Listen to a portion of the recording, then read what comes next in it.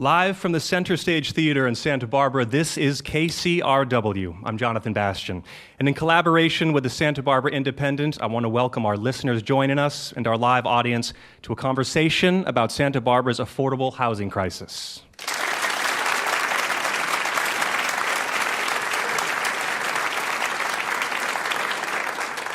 To understand what's going on in Santa Barbara, really, you just need to look at the numbers. The median home price is around $1 million. The rental market is 99.5% full.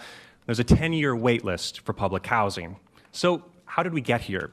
And who are the people most affected by this? The blue-collar workers, young people without high-paying jobs, the recently unemployed?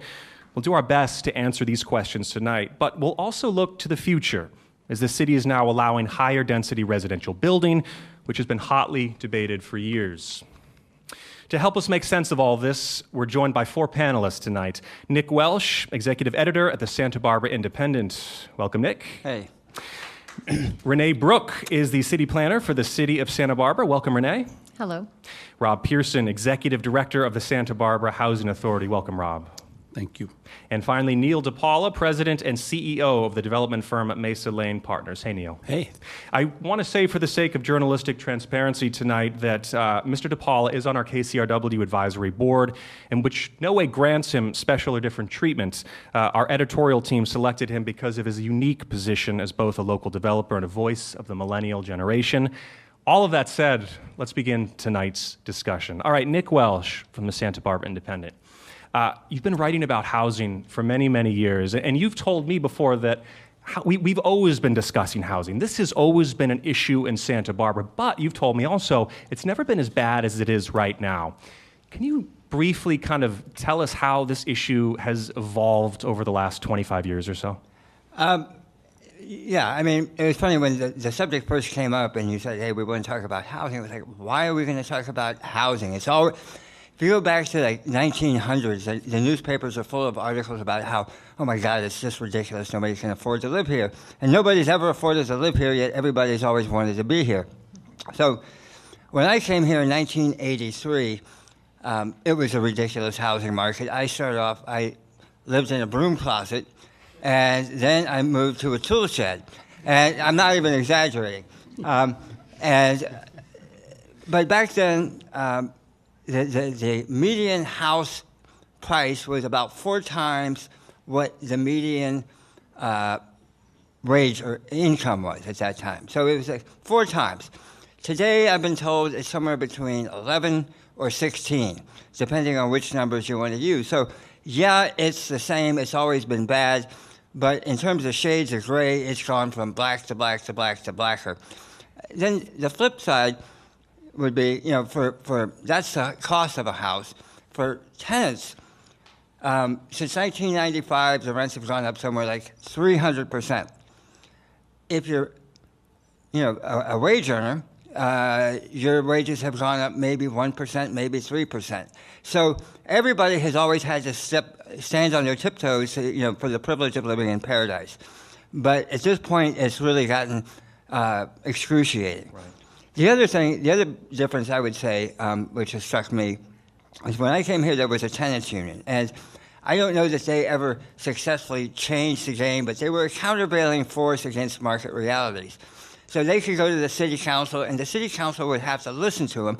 Grudgingly, they didn't embrace them. They never passed rent control. But they were there. They were in people's face. They wouldn't go away. They could have press conferences, and they endorsed candidates, and they made their presence felt. We haven't had a real active tenants movement in this town, for whatever reason, for a very long time. Yeah. We're starting to get one now. And then I would just add that with the advent of district elections, whether you like them or you don't, they offer a venue for a new sort of tenants-focused agenda. And these are the district city council elections right, you're city referring council. to that just started this last year. Yeah. Yeah. Okay, well, I want to now hear from actually somebody you work with who's a renter. His name is Tyler Hayden. He's 31 years old, and he kind of describes, I think, the frustration among renters right now in Santa Barbara. Let's take a listen. In the last 5 years, I have moved a total of 6 times. I've wanted to stay at places for more than a year, but I've either been forced out because of a rent increase or because the owner is selling the unit. It's discouraging because you feel like you can never really invest yourself in a place. Yeah, okay. Well, I mean, that's a sentiment shared by a lot of people. So Rob Pearson of the Housing Authority here, there's a number of complex reasons right now that the market is so tight for renters. Can you give us a sense of just what some of those factors are? Well, California as a state has been underbuilding for the growth in its population for a number of years, and Santa Barbara's been part of that problem. We all love Santa Barbara. We don't want to see it change dramatically. I've been told our architectural review process is close to an art form. It makes it very difficult to get anything done because we want to preserve the beauty of Santa Barbara. But we are finally taking some steps, like the AUD, to add inventory to our marketplace. But we've had a no-growth mentality on the South Coast for a long time. But if we're having population growth of about 1% a year for the last 20 years, you've got to find a way to house that population somehow. Otherwise, it leads to overcrowding. Other problems result from that, higher crime rates, things like that. And also, if you could mention some of the impacts Santa Barbara City College, the foreign language schools, for example. You know, I've kind of put a lot of this under the rubric of income inequality that we're seeing across the country. And when you live in a desirable place, it obviously will attract the wealthy. So we are part of that problem. We are seeing a lot of second homes being purchased in our city that is reducing inventory. We are a very popular place. We're the #1 city college in the nation. A lot of city colleges were built to house the district students that were graduating from high school, and I understand that the number could be as high as 9,000 from outside the district, and not only just in California, but out of state, and international students are flocking to our city college or trying to get in. And added to that were the foreign language schools. I understand we now have 4. The goal was to house them in single-family homes. People would take them in as a visiting foreign student. But I have seen whole apartment buildings transformed into this kind of student housing, so that's having an impact on supply. Yeah, so you look at the 9,000 potential students from Santa Barbara City College, the hundreds from the English language schools, and for a city of 90,000 people, suddenly we're talking about 10,000 students here, maybe many of which can afford to go find an apartment on the open market. Neil Dipaola, you've in fact built student housing at Isla Vista. What's that experience been like? I mean, do you think that, for example, the private developers should be building student housing? Do you think like Santa Barbara City College should step up to house its students? Yeah, well, I guess my experience graduating from UCSB was kind of a lot like Nick's, where I started sleeping on a couch and graduated to my car. So I think that's kind of a rite of passage for a lot of young people that are kind of want to live in Santa Barbara after college. So not long after I graduated, I saw an opportunity to build housing for undergrads at UCSB. I think that one of the things I saw in Isla Vista, that's in the unincorporated county of Santa Barbara, at least from the governmental perspective, open arms, an understanding that there is a housing problem, not only for students, but also for recent grads. And it was an environment, both politically and from a staff perspective, that really welcomed innovative solutions, small space solutions, that really helped us to expedite our project and get it built. Yeah. Well, let's keep moving here because we'll talk about your relationship with the city later, and Renee, Brooke, will have a chance to hear from you. But Renee, I want to stay with you as the city planner. We've mentioned all the students pouring into town, which is stressing the market. But one of the most controversial things that have happened in Santa Barbara recently has been Airbnb recently, and I mean hundreds of people showing up to the city council meeting. Some very happy and some upset that Airbnb is essentially now banned through most of Santa Barbara. Estimates that there were maybe 1,400 units at one point available, again, to stress the market. So let me ask you, do you think removing Airbnb was the right decision, and you think it will help open up more long-term rental units for workers? Well, actually, in fact, short-term vacation rentals were always prohibited in any zone where they weren't legally permitted. So single-family residences anywhere outside of most commercial zones, they were always prohibited because they're considered a commercial use. But what happened in just the last few years, because that law has been on the books for a long time, but in the last few years, the vacation rental influx into Santa Barbara became so big that we were hearing from neighbors and community members to a degree that we hadn't heard before. And so we took that to City Council. City Council was hearing that. And so the question was asked, because we did, like you said, there were hundreds of people at these meetings, and they were on both sides of the issue. So it was a tough line for City Council to say, should we continue to enforce this rule that's been on the books, or should we look to some kind of a compromise? Because there were many stories from people where having someone stay in their house or renting out their house for a month while they were vacationing, or somehow it was one of the only means that they had to stay in their house. And so that was, as we're talking about housing, a serious issue. How do you keep people who already have a house to be able to continue to afford to make the payments? But ultimately, the council did decide to continue enforcing on vacation rentals, and so city staff has been doing that. It's a tough one to tackle. Yeah. Nick Welsh, how do you feel about the city's ruling of enforcing these short-term rentals? And I have to say, I mean, I heard from a lot of people that said, these units I'm putting on Airbnb, I wouldn't even be renting them. You know, this was a small apartment, like I don't know, a bedroom or something above a garage. I mean, do you think they made the right decision here? You know, I would have cut the baby in half a little bit differently than they did. I would have had some sort of provision to allow some. They're going to happen, and I think the city is going to find itself in a really terrible enforcement position. The letters that have gone out have been pretty scary. The letters from City Hall to people who have been operating vacation rentals, sort of under the idea that they were legal all this time because the city was taking revenues.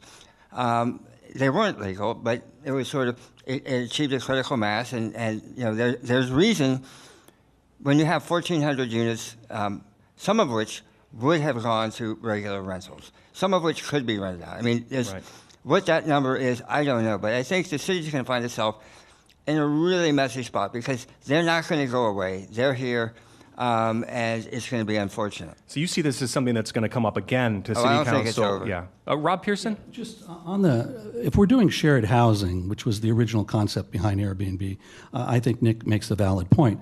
But communities around the world are now reacting to Airbnb. There have been protests in Barcelona, in Berlin. Workers are being forced out of their rental unit because the owner has made the decision that I can make more money on my Airbnb short-term vacation rental. And a lot of the communities just don't have the housing stock. And if you try to engage with Airbnb or some of these platforms to get data, or say, why don't you just agree to put on your platforms those things that the local government has approved, and they will not enter into that dialogue, because the big money to be made is in the rental of whole units. And even the National Association of Realtors has published a white paper that says in communities like Santa Barbara, where you have a large working population and yet it's a tourist destination, it does have negative impacts on the housing market. And I think we need to be honest and open about that, and definitely not allow full apartment buildings or whole units to be rented on a full-time basis for this purpose.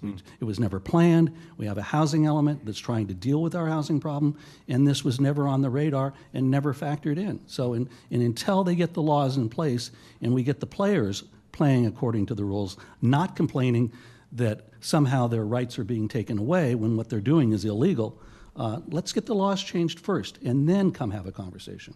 Neil Dipaola, how do you feel about this? Because I know that I know when I travel abroad now, for example, where my friends, I mean, we use Airbnbs. That's just the reality of the country, and I think for a lot of Europe as well. So how do you come down on this? Well, I think Airbnbs and vacation rentals are a great way to experience a place from a local's perspective.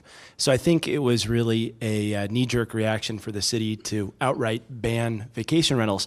But I do agree with Rob that it doesn't make sense for owners who have apartment complexes to offer all those units to Airbnb.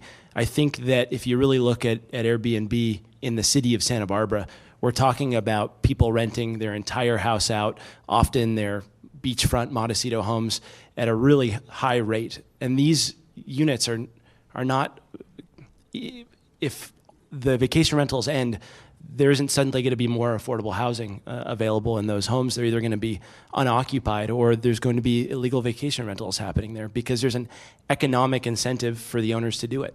Yeah. This is KCRW Santa Barbara. I'm Jonathan Bastian, and I want to remind our listeners on the radio that in collaboration with the Santa Barbara Independent, you're listening to a conversation about the Santa Barbara housing crisis and where the city goes from here. We're live at the Center Stage Theater in Santa Barbara. Rob Pearson, back to you. I mean, we're also looking at an incredible shortage or a huge wait list for public housing. Your job is essentially to house those that are the most needy, that do not have jobs, that have the lowest incomes, and also the elderly. So why are we looking at a 10-year waiting list to get into some of these facilities when I know you're quite busy trying to make as many units as possible? Well, if you look at our country historically and how we view our housing market and how it functions, it's largely been a private market issue. They respond to it. Public housing or federally assisted housing in this country, only 1 in 4 that qualify actually receive it. And if you add up all of the different programs, there's about 7% of the national housing stock could be considered federally subsidized. In most Western European nations, it's usually 30%. In the UK, up until the 80s, and they wanted to move the debt for this housing off of their books, they had 40% was council housing. So housing's a basic necessity. It's one of the legs of the three-legged stool: health, food, and shelter. And if the market isn't delivering, I think we need to have a safety net. And it takes some action on the part of our elected leaders, particularly at the federal level, to change this. And one fact that I think a lot of people don't understand is whose housing in this country is subsidized. Right now, the federal government spends about $40 billion a year on housing the poor. Mortgage interest deduction in this country represents $120 billion a year, of which 75% of that, and I'm one of those beneficiaries, goes to households making more than $100,000 a year. So when people complain about government programs, if they're a homeowner and they get to write up a mortgage up to $1 million, my own subsidy is about $5,000 in federal tax that I would otherwise pay. And quite frankly, I don't need it, yet that's the structure we live in this country. And if you're not in affordable, federally subsidized housing, you're not a homeowner, you're a renter in the middle, you get nothing in terms of housing subsidy, and that needs to be discussed, and it just doesn't seem to get traction. Yeah. Well, moving on here to kind of talk about the future and also talk about what the city is doing, we're going to, in a moment, transition to the Big City Initiative, which is the average unit density program. But part of, Neil, you've also mentioned the issue with Santa Barbara. It's a supply and demand issue here. And Nick Welsh, to go to you here, it seems that one of the solutions that keeps coming up is that we need to build more small units in Santa Barbara. We just need more places to put people, essentially. But it seems that for the last 30 or 40 years, the city has not wanted to build these high-density units. Is that right? Back in the 70s, the South Coast was awash in massive development plans, the scale of which sort of beggared the imagination, where developers were talking about reconfiguring the waterfront, reconfiguring the freeway to make room for hotel developments. And there was a huge outcry, a big slow growth movement that came out of it.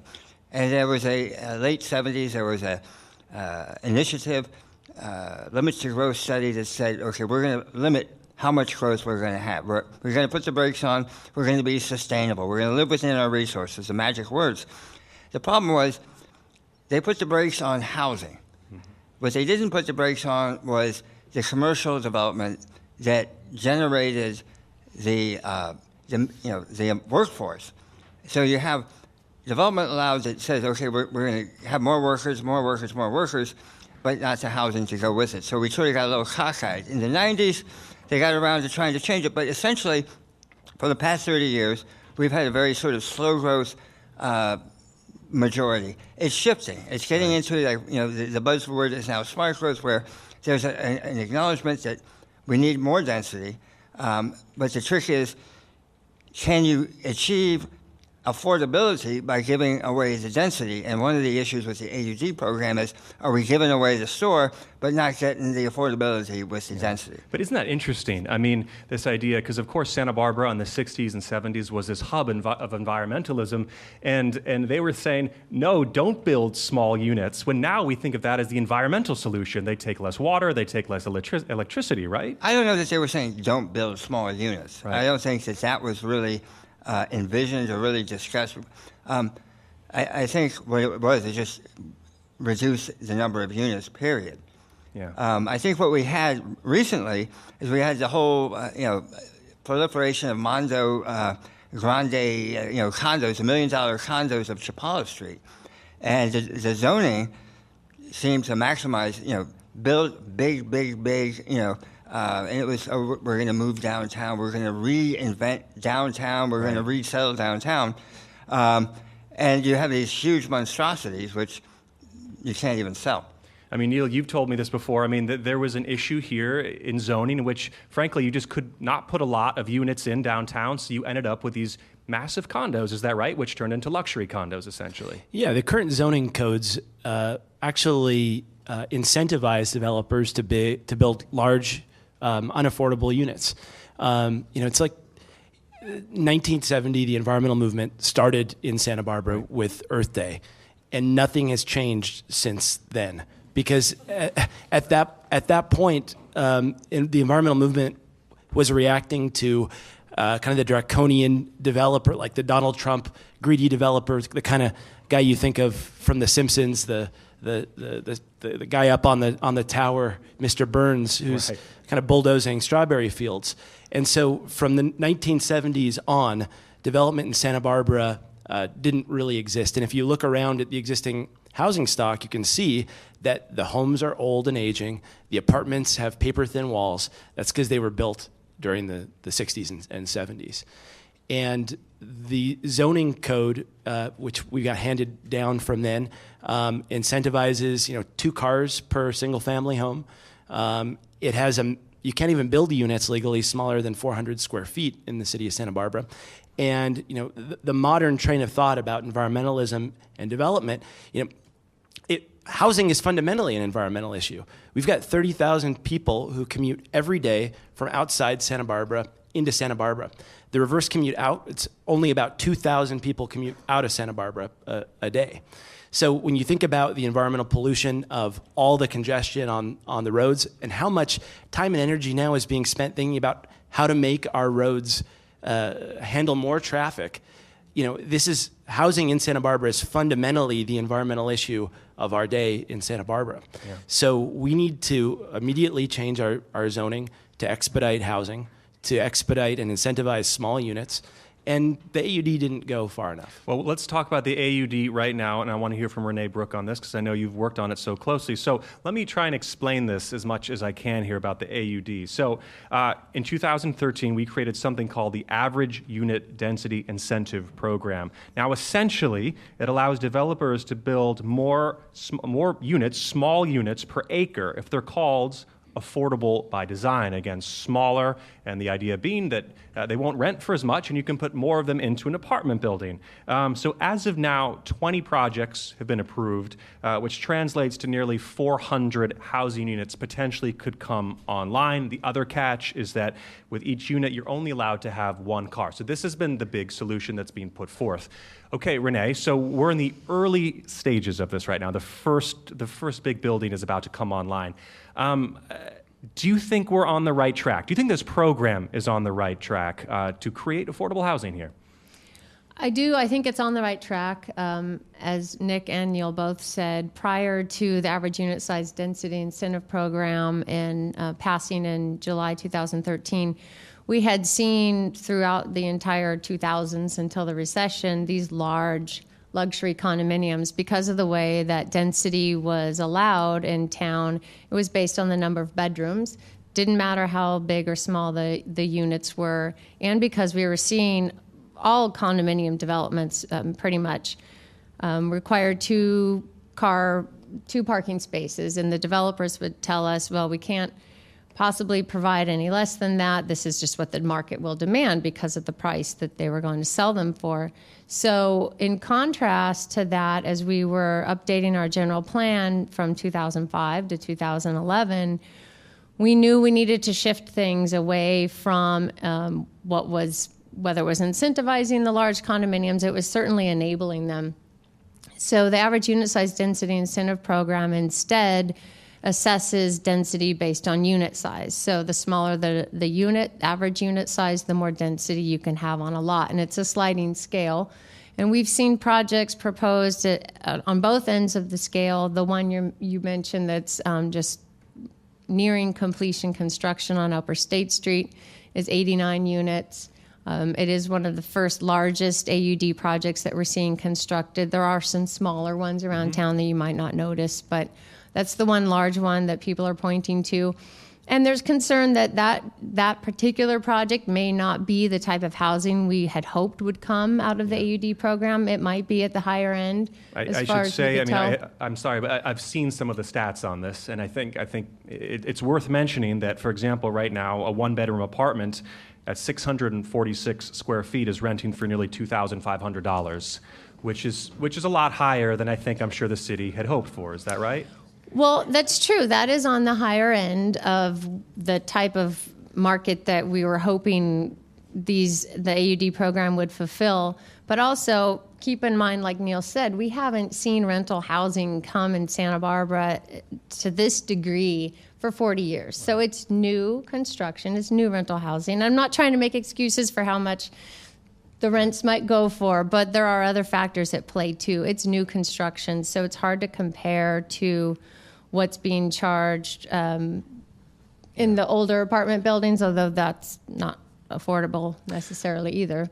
Rob Pearson of the Housing Authority, you've expressed concerns about this, namely that the city is actually unable to cap rents. I mean, there's no way to say enough is enough. The rent control laws in California since the Hawkins-Costa bill is a bit in turmoil. There's a lot of challenges being made. And some communities, though, when you change your zoning, and AUD is basically a bonus density, that if you are giving bonus units over that base density, it's not written as that, but should they be considered bonus, there are communities that are calling them inclusionary units such that they control rents. Could the city be subject to legal challenge on that? Yes. It just depends on where the legal beagles are in the given community, whether they want to fight something like that. And we'll discuss, I think, this idea of rent control. But I mean, do you think the city really should have found a way to cap the rents on these things?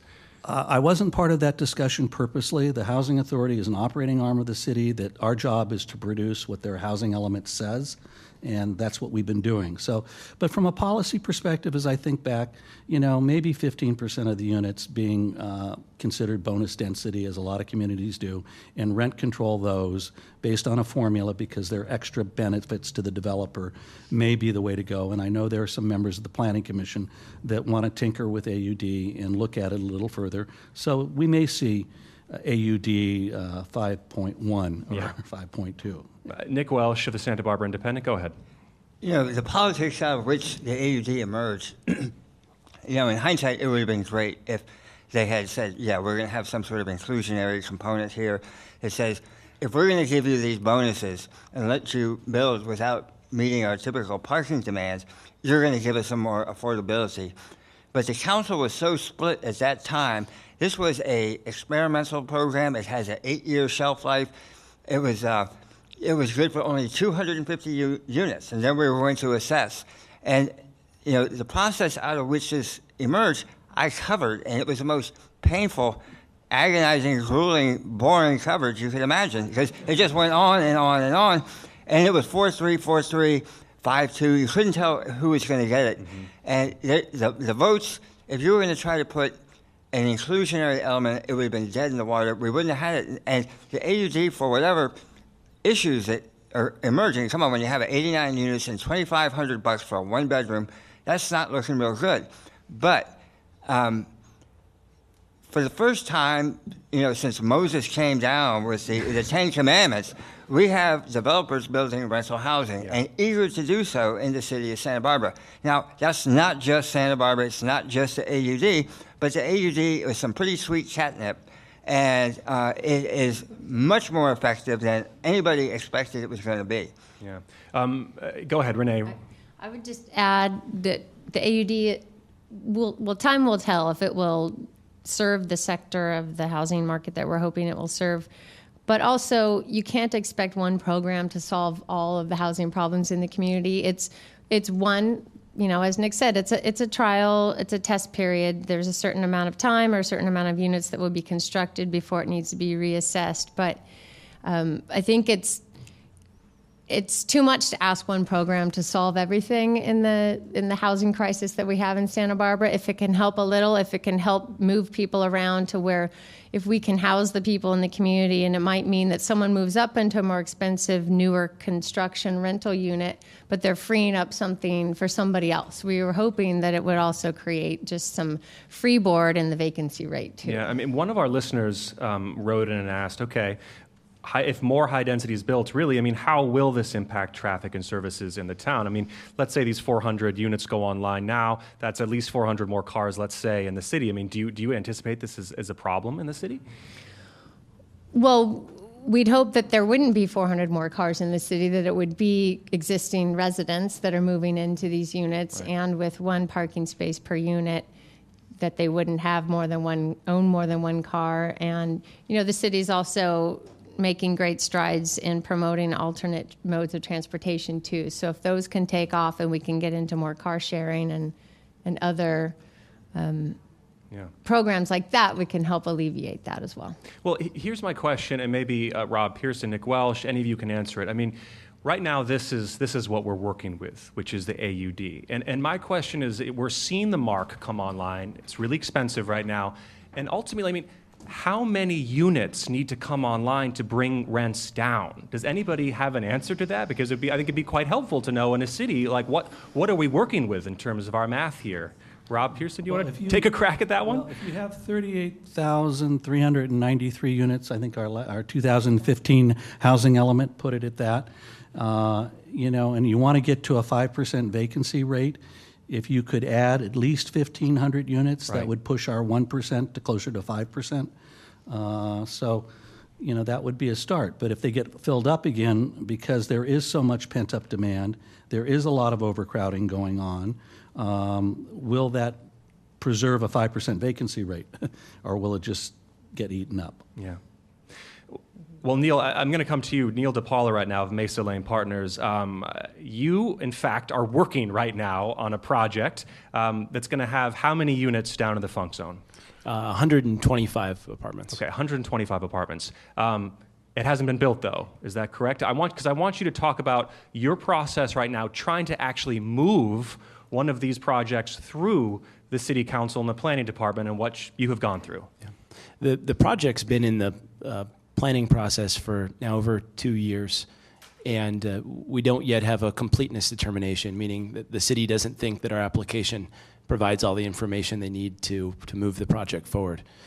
And I think that a lot could be done to improve, I'm trying to say it eloquently, to improve the city's process when it comes to expediting affordable housing, because our project has units that are an average of about 450 square feet, and about 15% are deed restricted, capital A affordable, part of the city's inclusionary housing program.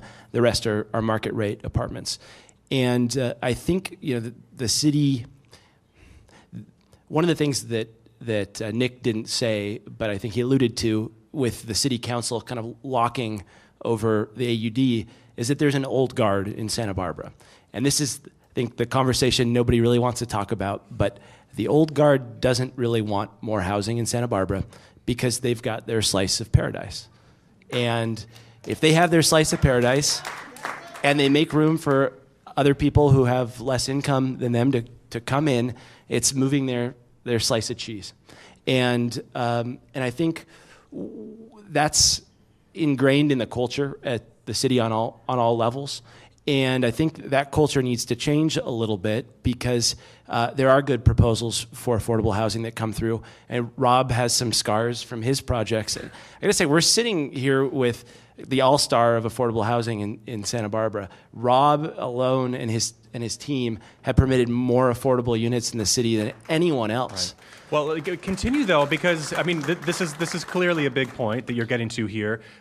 So again, you're trying to get this massive project through right now. So I mean, what you said 2.5 years dealing with the city. How is it taking you 2.5 years to get this project online?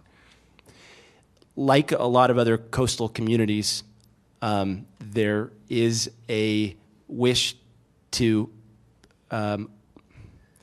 slow development down, particularly when it comes to the coastal zone.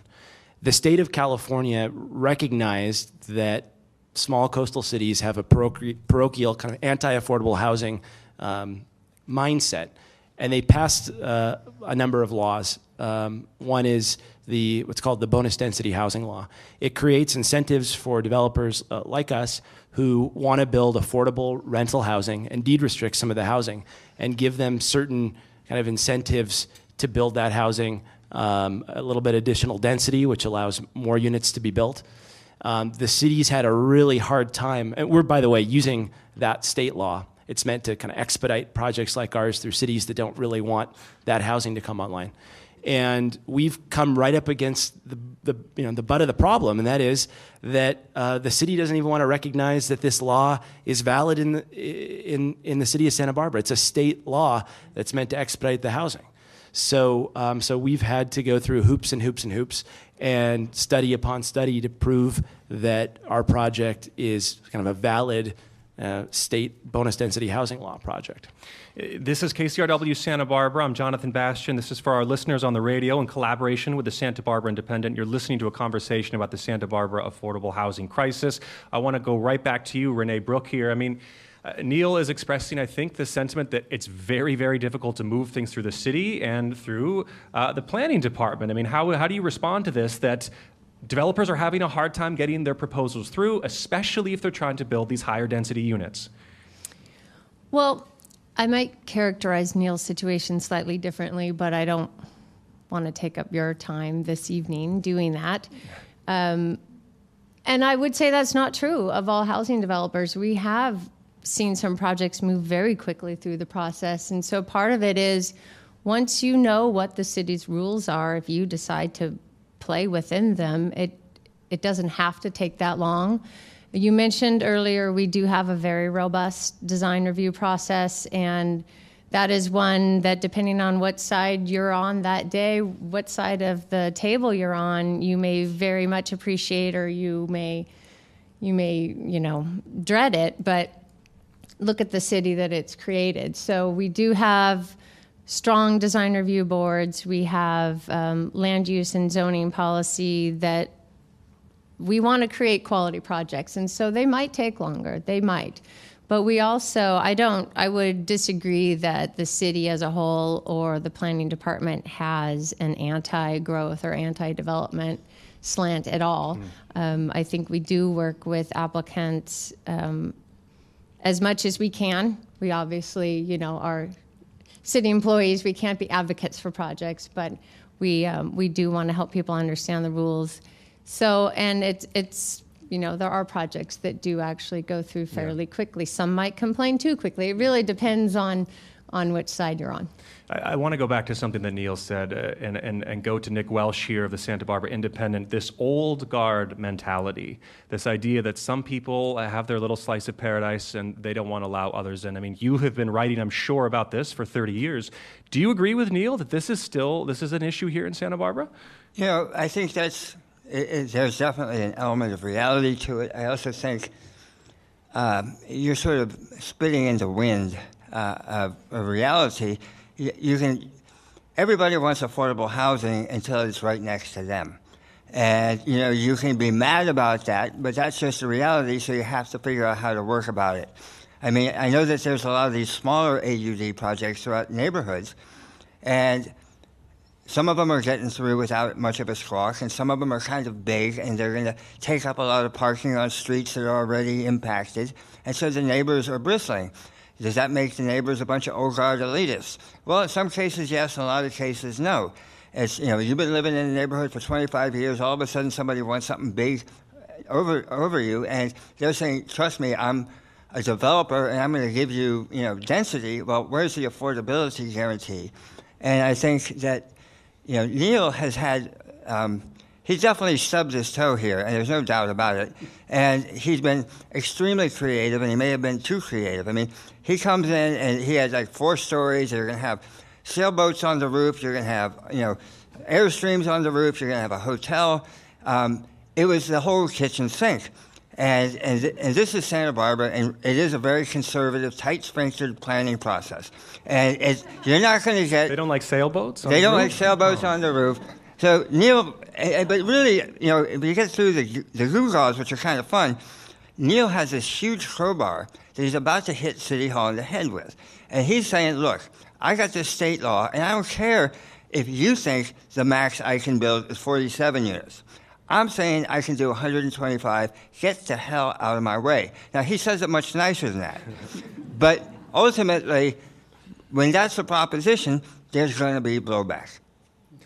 Rob Pearson. I would add, in defense of our city planning department, when it comes to Capital A Affordable, the product that we build, we didn't even need AUD. They will kind of open the checkbook, and long as the size, bulk, and scale is compatible with the neighborhood, and we don't have the whole neighborhood coming out and opposing us, we get 200, 300% bonus density on our projects. And they're there behind us because that is a product the community needs.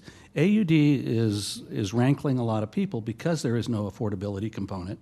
And sometimes if you're in the downtown neighborhood, there's a number of projects being proposed. You're living in a Craftsman single-family home, but it's an R2, R3, or R4 zoned, and AUD might allow 3 or 4 or 5 units next door to you with 1 space per unit, and you've lived there a long time, and there's no affordability to look to. The community is going to start reacting to that, and I think that's what we're seeing. Okay, so I think we've talked a lot about here about the future of this program and where we're at, and we'll see how many units come online. We'll see how this changes rents. It could take a while, but in the meantime, and I want to stay again with Rob Pearson here of the Housing Authority, should we be looking into alternative measures? I mean, should we be looking into rent control, for example, to bring some of these rents down? It's interesting. Rent control is finally back. I go to housing conferences. Rent control hasn't been on the agenda for 20 years. It's now on the agenda. Right. Housing conferences are starting to focus on it. And because of the law of the land allowing, you can't do rent control unless there's vacancy decontrol at turnover. So we've got to recognize that. And you can only impose some kind of rent stabilization on units built prior to 1995, prior to the Costa-Hawkins bill. But communities are doing it. Alameda City in the Bay Area, an island, kind of like Santa Barbara being an island, same population of about 90,000, has recently passed, the city council did, what they call rent stabilization, long as the owner's not asking for more than 1 rent increase per year, and it's 5% or less, it sails through. If it's over 5%, they got to go to a hearing board. And one of the other things they passed as part of that is limitations on evictions. And a lot of cities are doing that. I think housing being a basic necessity, people should have some protection. Yeah. Just because they're a renter, they shouldn't have to move because the landlord decided. If it's a just cause eviction, they violated their lease, that's another matter. But rent stabilization, our limitations on evictions really needs to be looked at. And we have a story about that we're going to get to shortly, but I want to ask Neil Dipaola, our developer up on stage, how does rent control sound to you with a 125-unit building going in? Well, I prefer incentives. I think incentives get people to take action, and that's what we need in a housing crisis. It's supply and demand isn't a theory, it's a law. If we build more housing, more small, affordable units that are both deed restricted affordable and market rate affordable, then affordable by design, they say, then then we're eventually going to be able to build enough units where we're going to see the vacancy rate start to go down. We're going to see the affordability levels start to go up, because there are still going to be owners who don't fix up their homes and don't. Everybody isn't going to be producing a 5-star product in town. Not everything in town is going to be, brand new, squeaky clean, highest rents. So, it's just a natural law that there's going to be all different types of housing in the market. And as long as we incentivize developers to build all different types of housing in their new development, I think we'll be in good shape. Nick Welsh from the Santa Barbara Independent, or either Renee, Brooke from the city. I mean, is there any chance something like that could pass through the council here? No. No, okay. No. You won't get rent control by the city council, but I think what you can get with the city council is I think you might be able to get a just cause eviction ordinance. Okay. I think you might be able to get a better relocation assistance, so that if somebody is being evicted because they're going to Gucci-fy a rental and make it fancy, and the existing tenants are forced out, they'll get a better relocation, or maybe a better notice. I think if you want rent control, you're definitely going to need to put it on the ballot. Yeah. Well, okay, this is interesting right now, because there's an organization working on this issue of renters' rights. The Central Coast Alliance for a Sustainable Economy, or CAUSE, released a report saying that in the last year there were some 200 no-cause evictions. In other words, renters were forced to leave their units with no justification from their landlord. The organization says this is common in Hispanic communities on the east and west side especially. So here's tape of a woman we interviewed. She's in her 50s. She was living with 3 kids, and one day she got a letter saying, you have 60 days to get out. Fue muy traumante para mí, todo con total descontrol. It was a very traumatic situation. I felt I had no control because I had nowhere to go. We stayed with family one night, but for a few days we were on the street. Prácticamente me quedé en la calle. And then eventually she was able to find another place. But I mean, we were dealing with kids in this situation that may have had to switch school districts in the middle of the year. Back to you, Rob Pearson. I mean, is this what we should be fighting for? This some kind of tenants' rights ordinance where you need cause? I mean, you need a real reason to evict people in Santa Barbara. I think more and more people are open to the concept of just cause eviction ordinances, that without just cause, we ought to be looking at some protections for tenants. Rent control is a much more difficult subject. It has led to some bad results in certain communities. Units get passed down through family members rather than going on the open market. It leads to less maintenance on the property sometimes. So at least start that. But I think the Alameda ordinances, which were passed by the council without even going to the vote of the people, is good law that ought to be looked at, because you're not telling the landlord they can't have a rent increase annually, but let's make sure it's a reasonable rent increase and that it's somewhat predictable. I think that's only fair. If housing's a basic necessity, which I think we all agree, and there's a limited supply, then we've got to figure out how to better manage it, And unfortunately, in this country, housing's become a commodity. It's a wealth builder in many parts of the country, and people treat it like that as opposed to a basic necessity. And you have property rights in this country and civil rights.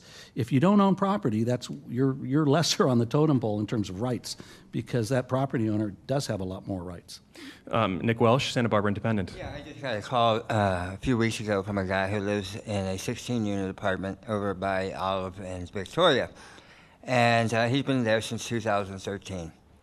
And we hear from the experts that the rent increases, they're not softening, but they're not going up with the same violence. They're kind of mellowing out a little bit. But it's still going, but we're flattening out. Well, this year, he got not one, but he got 2 rent increases. And it went from $1,200 to $1,800, and 1 bedroom. And so maybe you could say $1,200, that's what a bargain, But the apartment, it turned out, had been owned by one family for a very long time, and they let it go to hell. It was not in good shape. Some investor picks it up, looks at it and goes, "Oh my God, this is a lot of work." He turns around, he flips it. He doesn't do anything. $1 million. And somebody else picks it up And so you get 2 rent increases and $800 rent increase, or $600 rent increase. So I think that there's high speculative pressures at work, not just supply and demand, but there's a lot of speculation, which sort of gooses it even more. This is KCRW Santa Barbara. I'm Jonathan Bastian, and in collaboration with the Santa Barbara Independent, you're listening to a conversation about the Santa Barbara housing crisis and where the city goes from here. We're live at the Center Stage Theater, and I want to continue on this idea of where we go from here.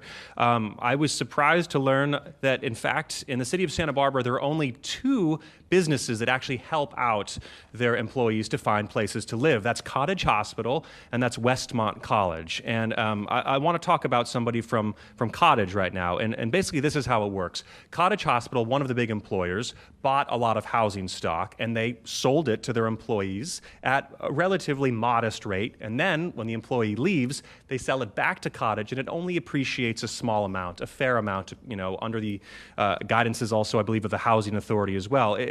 But it's not new. I mean, this idea has been around for a while. Let's listen to a nurse, in fact, who's been a part of this system. I've been at Cottage for 28 years now, and I wasn't quite sure how much longer I was going to stay. But when this opportunity presented, it solidified my wanting to stay there for the duration. Could you have bought something off the open market or not? No way. Never. And I wonder, is this something we need more of? Do we need more businesses, maybe a lot of the tech companies that are moving to town stepping up and saying, okay, we need to start helping out some of our employees? Renee, Brooke, I mean, is this something you would support in the city? It is, and in fact, it is something that we do have on the books today. Employer-sponsored housing is one of the components of the AUD where you can get additional density if you are an employer-sponsored housing product. We haven't had people coming to us. We haven't had these larger employers coming to us and saying, help us, how can we do this? We've tried to find different ways to reach out to them. We had a symposium several years ago as we were starting to develop the AUD program. What Cottage did was great with Bella Riviera.